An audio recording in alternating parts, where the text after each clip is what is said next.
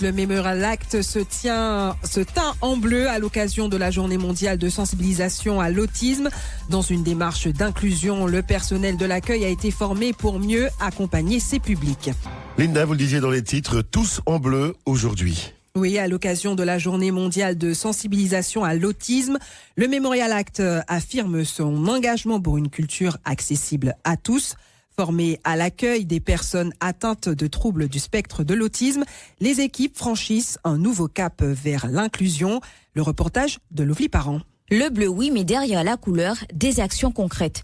Les équipes ont récemment été formées par l'association Solidarité Autisme pour mieux accueillir les personnes atteintes de ce trouble. Pour Ramos Ludgien, agent polyvalent au sein du MACT, l'objectif est surtout d'adapter l'accueil, rassurer, mais aussi ouvrir davantage les portes de la culture. On a un accueil qui est beaucoup plus attentif comparé à un public neurotypique.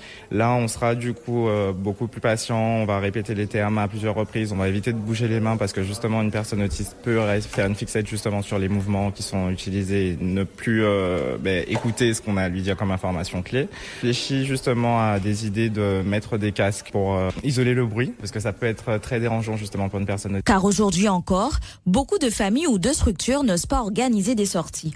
Un frein que le Memorial Act veut faire tomber. C'est un public qui est encore très stigmatisé, très stéréotypé.